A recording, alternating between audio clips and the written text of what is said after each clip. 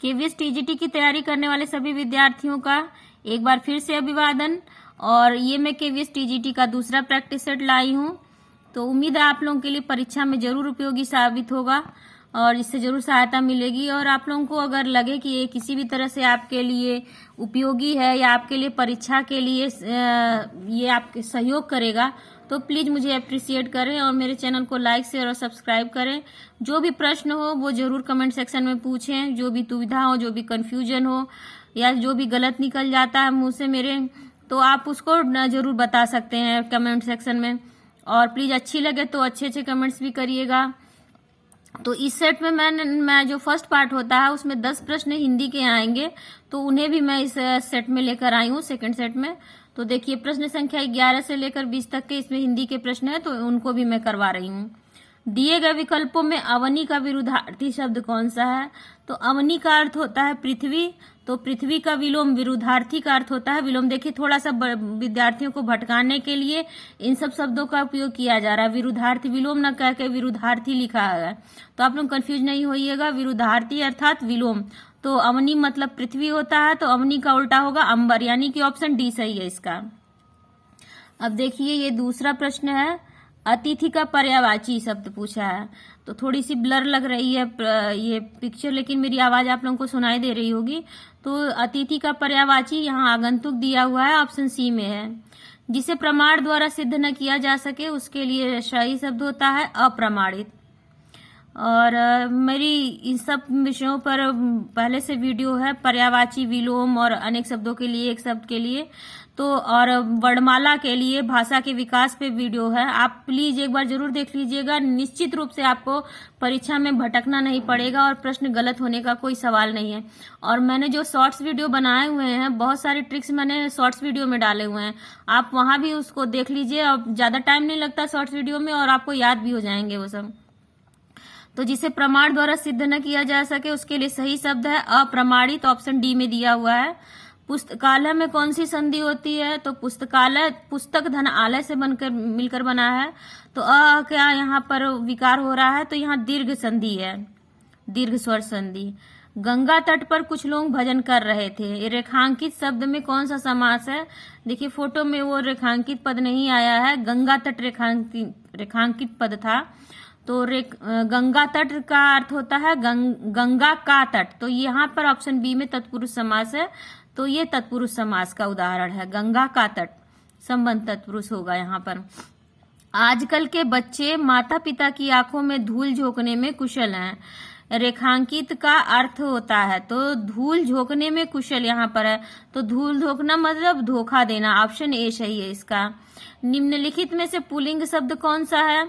तो दया आई, दुर्घटना हो गई, या देरी से दुर्घटना से देर भली, तो ये सारे शब्द आपके दया, निर्धनता और दुर्घटना ये स्त्रीलिंग है, जबकि बुढ़ापा यहाँ पर पुल्लिंग है। माता पिता अपने बच्चों के लिए कड़ी मेहनत करते हैं, के लिए यहाँ पर रेखांकित शब्द का क्या अर्थ है? तो रेखांकित पद के लिए यहाँ पर परसर्ग है, ऑप्शन बी सही है। आजकल अनुशासन के अभाव में विद्यार्थियों में उच्च श्रृंखलता आती है, रेखांकित शब्द को शुद्ध करें। तो देखिए उच्च श्रृंखलता दिया है, गलत है, ऑप्शन ए। ऑप्शन बी उच्च श्रृंखलता, ऑप्शन सी उच्च श्रृंखलता और ऑप्शन डी उच्च श्रृंखलता दिया है, तो ऑप्शन सी इसमें सही है, सही वर्तनी है उच्च श्रृंखलता का। दिए गए विकल्पों में से शुद्ध वाक्य छाटिए। मेरे जूतों तुमसे अच्छे हैं, तो ये तो ऐसे ही गलत है, वाक्य नहीं बन रहा। वह शायद से आ जाए, ये भी गलत है। गांधी जी ईश्वर के पक्के भक्त थे, और है ऑप्शन डी चाकू से बच्चों को काट कर फल दो, तो चाकू से बच्चों को थोड़ा ना काटना, फल को काटना है, तो यहाँ फल पहले होना चाहिए था, तो ऑप्शन सी यहाँ सही है, गांधी जी ईश्वर के पक्के भक्त थे। तो ये 10 प्रश्न यहाँ के खत्म होते हैं।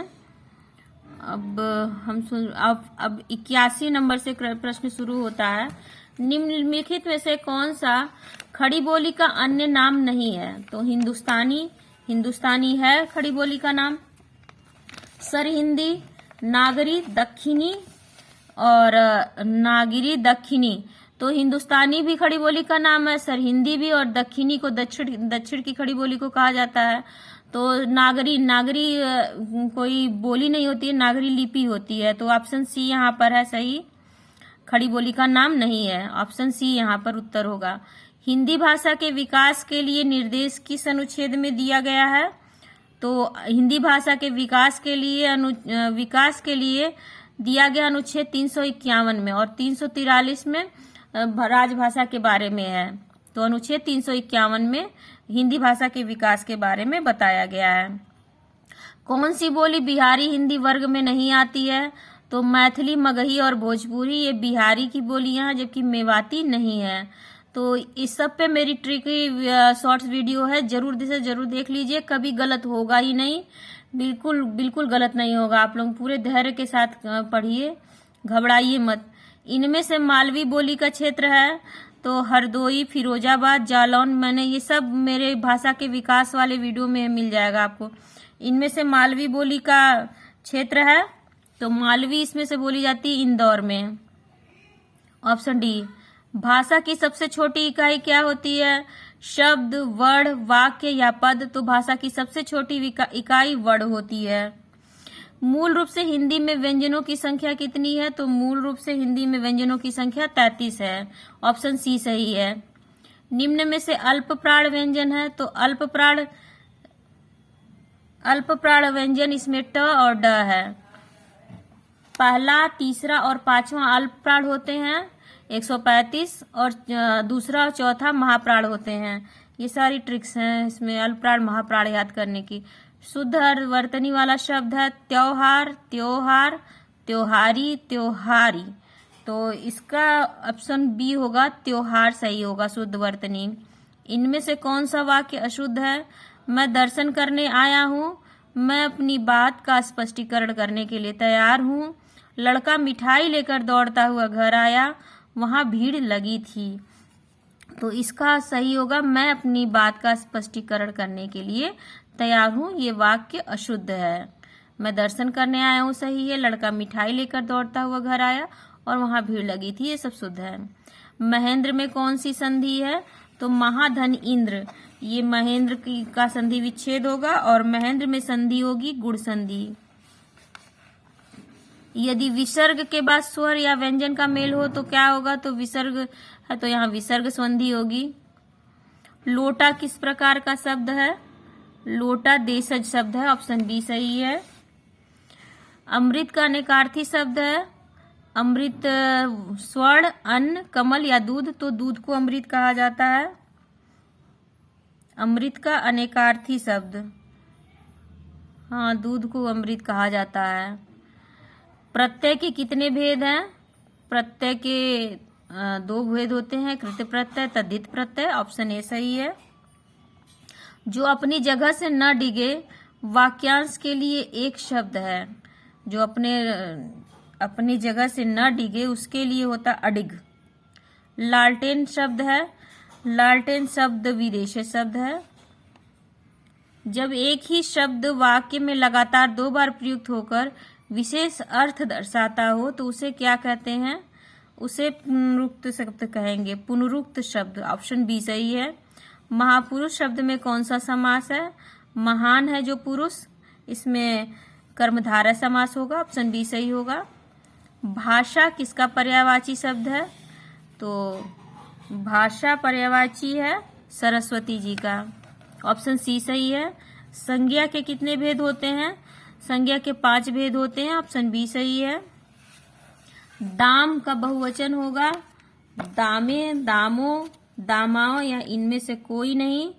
तो दाम का इनमें से कोई बहुवचन नहीं होगा। दाम बताइए, वो खुद ही बहुवचन है, बहुवचन एक वचन सब में काम आएगा, वही कोई नहीं, ऑप्शन डी सही है।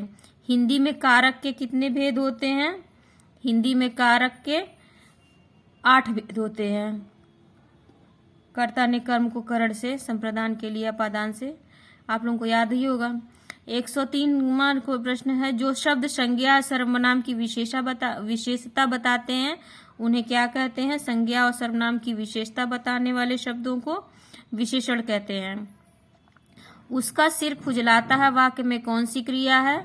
उसका सिर खुजलाता है अकर्मक क्रिया है। उसका सिर खुजला रहा है, इसमें क्या कर्म?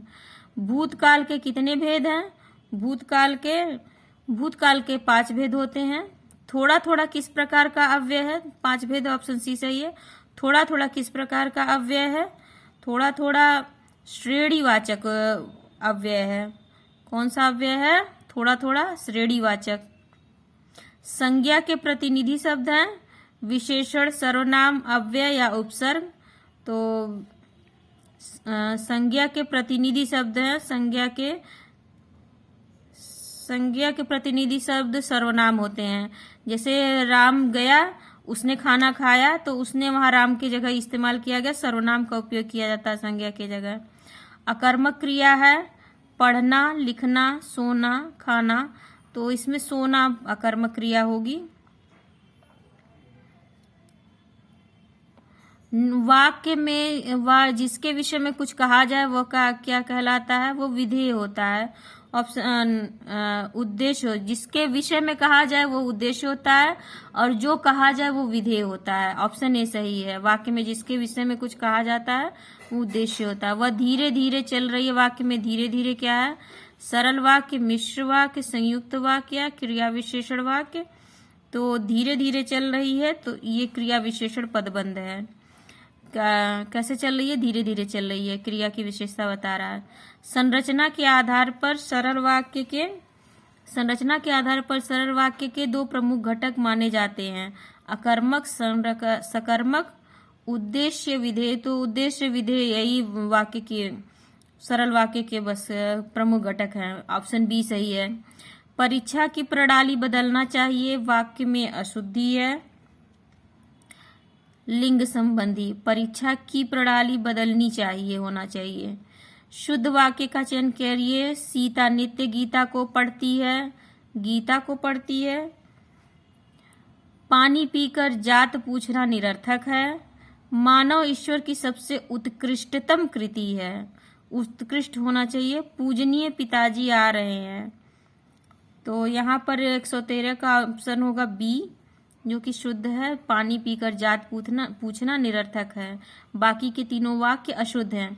अपनी डफली आप बजाना, मुहावरे का सही अर्थ है हृदय में समाना, बुरी तरह पहचानना, अपने मन की करना, अपना हाल बताना। तो ऑप्शन सी इसका उत्तर होगा, अपने मन की करना। परित्यक्त शब्द में किस कथन का सही शब्द है? परित्यक्त शब्द इनमें से किस कथन का सही शब्द है?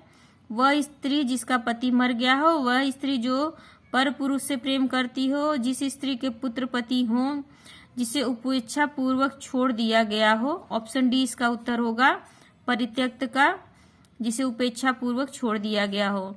निर्धन के धनसी तुम आई में कौन सा अलंकार है?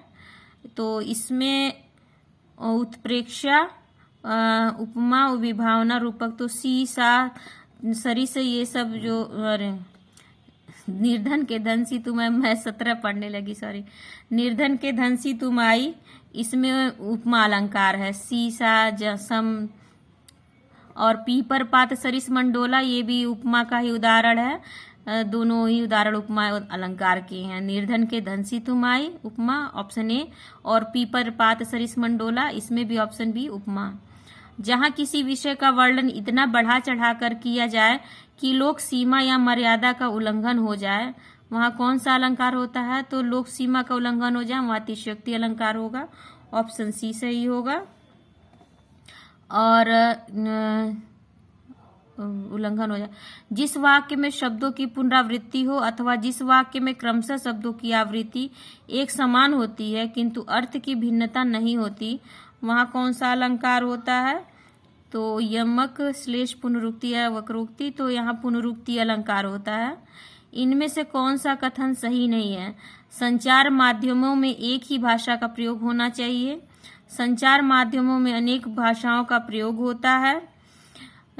विदेशियों में भी भारतीय कार्यक्रमों को भारतीय पात्र और कथानकों के साथ वहां की भाषा में प्रसारित किया जाता है, सही है। समाचार लेखन निष्पक्ष हो, तो इसमें ये संचार माध्यमों में एक ही भाषा का प्रयोग होना चाहिए, यही इसमें सही नहीं है। विज्ञापन का उद्देश्य क्या नहीं होता? तो विज्ञापन का उद्देश्य विक्रेता की मदद करना, ये तो होता है। उपभोक्ता को लाभ पहुंचाना, उत्पादक को लाभ पहुंचाना, उत्पादक और उपभोक्ता में अच्छे संबंध बनाना। तो उपभोक्ता को लाभ पहुंचाना विज्ञापन का कभी उद्देश्य नहीं होता। विज्ञापन बनाए जाते हैं उपभोक्ताओं को लूटने के लिए। तो आवेदन पत्र को अन्य किस नाम से जाना जाता है? पत्र लेखन, विज्ञापन लेखन, स्ववृत्त लेखन या सूचना लेखन। तो आवेदन पत्र को विज्ञापन लेखन के पत्र लेखन के रूप में जाना जाता है। आवेदन पत्र किस संदर्भ में प्रयोग नहीं किया जाता? खाली पदों पर होने वाली भर्ती के लिए, किसी समस्या के लिए, अवकाश के लिए, अंतर कार्यालय ज्ञापन के लिए। तो 123 का उत्तर होगा अंतर कार्यालय ज्ञापन के लिए आवेदन पत्र नहीं प्रयोग किया जाता। वह चिड़िया जो कविता के रचनाकार हैं, वह चिड़िया जो कविता के रचनाकार हैं, वह चिड़िया जो के रचनाकार हैं शमशेर बहादुर, सुमित्रा नंदन पंत, साहिर लुधियानवी या केदारनाथ अग्रवाल। तो केदारनाथ अग्रवाल जी से कविता के रचनाकार हैं वह चिड़िया जो। यही ठैया झुलनी हैरानी हो रामा शीर्षक पाठ किस उपन्यास का अंश है? बहती गंगा का ये अंश है, ऑप्शन ए सही है। यही ठैया झुलनी हैरानी हो रामा शीर्षक पाठ उपन्यास बहती गंगा का अंश है। मैं क्यों लिखता हूँ? मैं क्यों लिखता हूँ किस विधा की रचना है? तो ये निबंध विधा की रचना है, ऑप्शन ए सही है। हिंदी नई चाल में ढली, यह कथन किसका है? तो ये भारतेंदु हरिश्चंद्र का कथन है, ऑप्शन ए में। कालचक्र की भूमिका में इन्होंने लिखा था 1973 में। जब तुम मेरे साथ रहती हो तो अक्सर मुझसे बहुत सी बातें पूछा करती हो। जब तुम मेरे साथ रहती हो तो अक्सर मुझसे बहुत सी बातें पूछा करती हो, वाक्य किसके लिए संबोधित है?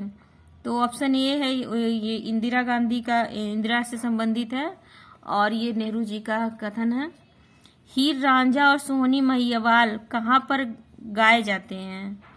बुंदेलखंड, राजस्थान, पंजाब या बंगाल। तो इसका तो उत्तर सबको पता होगा, पंजाब में हीर रांझा। नोआखाली पद यात्रा के समय गांधी ने शिविर में कितने आदमियों को रहने की अनुमति दी? तो इसका उत्तर होगा 2, ऑप्शन डी सही है। दादी माँ शीर्षक कहानी के रचनाकार हैं दादी माँ शीर्षक कहानी के रचनाकार हैं यशपाल, शिव प्रसाद सिंह, शेखर जोशी या जैनेन्द्र। तो दादी माँ शीर्षक कहानी के रचनाकार शिव प्रसाद सिंह हैं, ऑप्शन बी सही है। मिठाई वाला शीर्षक कहानी किसके द्वारा रचित है? तो सर्वेश्वर दयाल सक्सेना, यतीश अग्रवाल, जैनेन्द्र कुमार या भगवती प्रसाद वाजपेयी। तो मिठाई वाला शीर्षक कहानी भगवती प्रसाद वाजपेयी द्वारा रचित है। शाम में एक किसान शीर्षक कविता के रचनाकार हैं शाम में एक किसान शीर्षक कविता के रचनाकार सर्वेश्वर दयाल सक्सेना है, ऑप्शन ए सही है। कंचा कहानी मलयालम के रचनाकार का नाम बताइए। कंचा कहानी मलयालम के रचनाकार का नाम बताइए। तो प्रेमचंद, यशपाल, कुंवर बेचन, टी पद्मनाभन। तो इसका उत्तर नहीं भी पता होता तो भी सब लोग लगा देते, क्योंकि ये तीनों लोग हिंदी के हैं। टी पद्मनाभन नाम से ही पता चल जा रहा है कि ये दक्षिण भारतीय हैं, ऑप्शन डी है। वीर कुंवर सिंह किस विधा की रचना है? वीर कुंवर सिंह जीवनी विधा की रचना है, ऑप्शन ए सही है। महाराजा दशरथ को किस देवता के आशीर्वाद से चारों पुत्रों की प्राप्ति हुई थी? तो सूर्य देवता के आशीर्वाद से महाराजा दशरथ को चारों पुत्रों की प्राप्ति हुई थी, ऑप्शन सी। राजा दशरथ से 2 वरदान उनकी किस पत्नी ने मांगा था? ये इसका भी उत्तर सबको पता होगा, ऑप्शन डी है, कैकेयी ने मांगा था। कौशल्या, कैकेयी, सुमित्रा इनकी 3 पत्नियां थी। पंचवटी किस नदी के तट पर स्थित है? पंचवटी किस नदी के तट पर स्थित है? तो ये गोदावरी नदी के तट पर स्थित है पंचवटी। पंपा सरोवर के पास किस ऋषि का आश्रम था? पंपा सरोवर के पास मतंग ऋषि का आश्रम था। अशोक वाटिका में हनुमान से लड़ते हुए रावण का कौन सा पुत्र मारा गया था? तो ये भी किसी का गलत नहीं होना चाहिए, अक्षय कुमार मारे गए थे, अक्षय कुमार। महाराजा परीक्षित के पुत्र का क्या नाम था? चित्रांगद, जन्मेजय, पांडु या विचित्रवीर। तो महाराजा परीक्षित के पुत्र का नाम जन्मेजय था, सभी को पता होगा। जन्मेजय ने नाग यज्ञ किया था सभी नागों को मारने के लिए। देवव्रत को अन्य किस नाम से संबोधित किया जाता है? तो देवव्रत भीष्म को कहा जाता है, भीष्म पितामह का नाम है देवव्रत। ऑप्शन ए सही है। गांगेय, मैंने अपने मन में सौभ देश के राजा शाल्व को अपना पति मान लिया था, इस बीच आप मुझे बलपूर्वक यहाँ ले आए। मेरे मन की बात जानने के बाद आप मेरे बारे में अब जो उचित समझे करें। यह संवाद किन दो पात्रों के बीच हुआ था? भीष्म साल, भीष्म अम्बा, काशीराज अम्बा या विचित्रवीर सत्यवती। तो ये संवाद भीष्म और अम्बा के बीच में हुआ था। यही अम्बा अगले जन्म में शिखंडी के रूप में इन्होंने जन्म लिया था। ब्राह्मण श्रेष्ठ, आपका स्वागत है, पर मेरे पास जो कुछ था वह मैं बांट चुका हूँ। अब यह मेरा शरीर और धनुर्विद्या ही है, बताइए मैं आपके लिए क्या करूँ? यह कथन किसका है? ब्राह्मण श्रेष्ठ, आपका स्वागत है, पर मेरे पास जो कुछ था वह मैं बांट चुका हूँ। अब यह मेरा शरीर और धनुर्विद्या ही है, बताइए मैं आपके लिए क्या करूं? यह कथन है परशुराम जी का। ऑप्शन ए सही है। आप शस्त्र उठाएं या न उठाएं, आप चाहे लड़े या न लड़े, मैं तो आपको ही चाहता हूं। श्री कृष्ण से यह कथन किसने कहा? तो ये भी सबको पता ही होगा, अर्जुन युधिष्ठिर ने कहा था। ऑप्शन ए सही है। लाख की चूड़ियां किस विधा की रचना है? लाख की 145 का सही कर लीजिए। युधिष्ठिर ने नहीं, अर्जुन ने कहा था, क्योंकि जब अर्जुन और दुर्योधन दोनों एक साथ कृष्ण से सहायता मांगने गए थे, तो पहले आगे सामने दुर्योधन पड़ा था और उन्होंने सेना मांगी थी कृष्ण की, और अर्जुन ने सिर अकेले बिना शस्त्र के जाना स्वीकार किया था। तो इसका उत्तर सी होगा, अर्जुन ने। आप शस्त्र उठाएं या न उठाएं, आप चाहे लड़े या न लड़े, तो भी मैं आपको ही चाहता हूँ। श्री कृष्ण से कथन अर्जुन ने कहा था। Option C. लाख की चूड़ियां किस विधा की कहानी है, किस विधा की रचना है? तो ये ए कहानी विधा की रचना है। Option A. वह महान आदमी आ रहा है जिसने एक टायर के लिए प्राण दे दिए, मर गया पर टायर नहीं बदला, मर गया पर टायर नहीं बदला। उपर्युक्त विचार बस की यात्रा शीर्षक व्यंग्य के किस पात्र के मन में उत्पन्न हो रहा था? तो ये हो रहा था डॉक्टर मित्र के मन में उत्पन्न हो रहा था। ऑप्शन सी सही है। चिट्ठिया शीर्षक कविता के रचनाकार कौन है? चिट्ठिया रामदरस मिश्र, कामतापनाथ, प्रदीप तिवारी और प्रभु नारायण। तो चिट्ठिया शीर्षक कविता के रचनाकार रामदरस मिश्र हैं। ऑप्शन ए सही है। जग में बैरी कोई नहीं जो मन शीतल होए, यह आपा को डारी दे दया करे सब कोए। उपर्युक्त दोहे के रचनाकार हैं कबीरदास। अन्नपूर्णा वर्मा द्वारा रचित अकबरी लोटा शीर्षक कहानी के प्रमुख पात्र का नाम बताइए। तो इसके प्रमुख पात्र हैं लाला झाऊलाल। ऑप्शन ए सही है। भारत की खोज अंग्रेजी में लिखी गई किस पुस्तक का हिंदी अनुवाद है? ये पहला ही ऑप्शन सही है, डिस्कवरी ऑफ इंडिया, जो जवाहरलाल नेहरू द्वारा लिखी गई है। और मोहनजोदड़ो की सभ्यता कितने वर्ष पुरानी है? तो लगभग 5000 वर्ष पुरानी है। ऑप्शन बी सही है इसका। किस काल में बौद्ध धर्म दो संप्रदायों हीनयान और महायान में बट गया? मौर्य काल, शुंग काल, गुप्त काल या कुषाण काल? तो इसका उत्तर होगा ऑप्शन डी, कुषाण काल में। मुगल साम्राज्य के खंडित होने का महत्वपूर्ण कारण क्या था? सामाजिक, आर्थिक, राजनीतिक या धार्मिक कट्टरता? तो इसका कारण था आर्थिक। कहानी ऐसी रचना जिसमें जीवन के किसी अंग या किसी एक मनोभाव को प्रदर्शित करना ही लेखक का उद्देश्य रहता है। तो ये परिभाषा कहानी की प्रेमचंद जी ने दी है। ऑप्शन सी सही है। परंपरा और इतिहास बोध किसकी रचना है? परंपरा और इतिहास बोध श्यामचरण दुबे की रचना है। ऑप्शन बी सही है। गांधी पंचशती के रचयिता कौन है? गांधी पंचशती के रचयिता भवानी प्रसाद मिश्र हैं। ऑप्शन ए सही है। रविंद्रनाथ की कविताओं और उनसे जुड़ी स्मृतियों को लक्ष्य करके हजारी प्रसाद द्विवेदी ने कौन सी रचना की है? तो ये रचना की है, एक कुत्ता और एक मैना की रचना की है इन्होंने। रविन्द्रनाथ की कविता और उनसे जुड़ी स्मृतियों को लक्ष्य करके हजारी प्रसाद द्विवेदी ने एक कुत्ता और एक मैना की रचना की है। ऑप्शन बी सही है। मुंशी प्रेमचंद को उपाधि प्राप्त है कथा सम्राट की। ऑप्शन ए सही है। जयशंकर प्रसाद कृत कामायनी में कितने सर्ग हैं? तो जयशंकर प्रसाद कामायनी में 15 सर्ग हैं। ऑप्शन सी सही है। राजेश जोशी ने मायाकोवस्की की कविता का अनुवाद किस नाम से किया था? पतलून पहिना बादल ने। ऑप्शन बी सही है इसका। राजेश जोशी ने मायाकोवस्की की कविता का अनुवाद पतलून पहिना बादल ने इस नाम से किया था। प्रसाद की आत्मकथ्य कविता पहली बार किस पत्र के विशेषांक में प्रकाशित हुई थी? तो हंस पत्रिका में। ऑप्शन डी सही है। कन्यादान कविता किसकी है? कन्यादान कविता ऋतुराज की है। ऑप्शन ए सही है। आएंगे अच्छे दिन भी कहानी संग्रह किसका है? तो आएंगे अच्छे दिन भी स्वयं प्रकाश की रचना है। ऑप्शन बी सही है। पराग के संपादक कौन थे? पराग के संपादक सर्वेश्वर दयाल सक्सेना थे। ऑप्शन ए सही है। हम भी पंडित महावीर प्रसाद द्विवेदी को पद्य रचना की एक प्रणाली के प्रवर्तक के रूप में पाते हैं। ये कथन किसका है? ये कथन आचार्य रामचंद्र शुक्ल का है। ऑप्शन सी सही है। अम्बपाली नाटक किसका है? अम्बपाली नाटक राम वृक्ष बेनीपुरी का है। ऑप्शन ए सही है। ऋण जल धन जल किस विधा की रचना है? तो ऋण जल धन जल ये रिपोर्टाज है, रेणु की रचना है। ऋण जल धन जल नेपाली क्रांति कथा। मेरी संग की औरतें संस्मरण की विषय वस्तु क्या है? तो मेरे संग की औरतें इसकी विषय वस्तु है लेखिका का अपनी माँ के साथ बीते हुए समय का संस्मरण करना है। ऑप्शन ए सही है इसका। लेखिका का अपने दोस्तों का संस्मरण, लेखिका का अपने कॉलेज का, या इनमें से सभी नहीं है, केवल ए सही है। लेखिका का अपनी माँ के साथ बीते हुए समय का संस्मरण। माटी वाली कहानी की विषय वस्तु क्या है?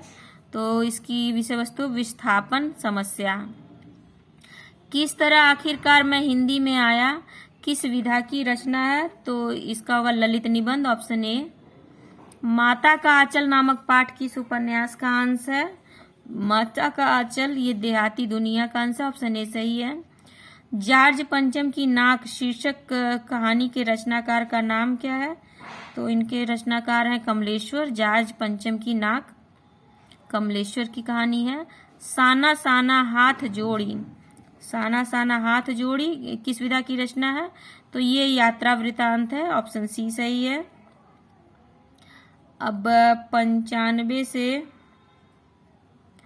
97 तक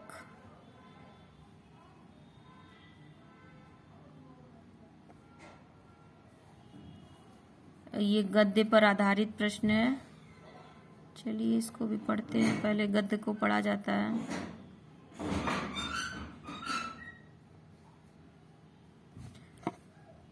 मनुष्य को चाहिए कि सदा सत्य और प्रिय बोले, कभी कटु और अप्रिय न बोले।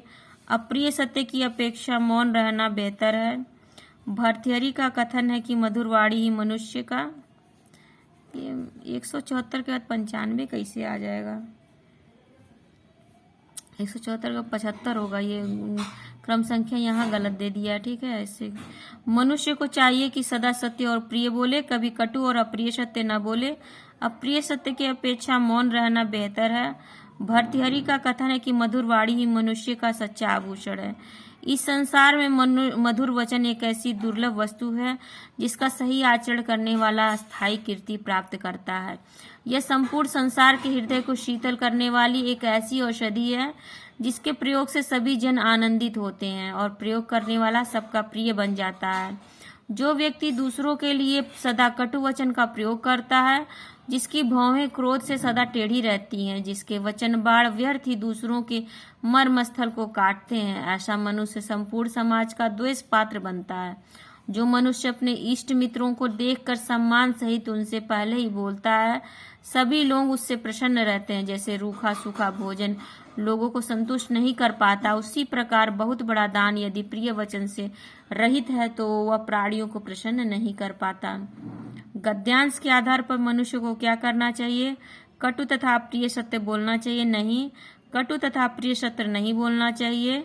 सत्य तथा कटु बोलना चाहिए, प्रिय तथा असत्य बोलना चाहिए? नहीं। ऑप्शन 20 का उत्तर होगा 175 का कि कटु तथा अप्रिय सत्य नहीं बोलना चाहिए।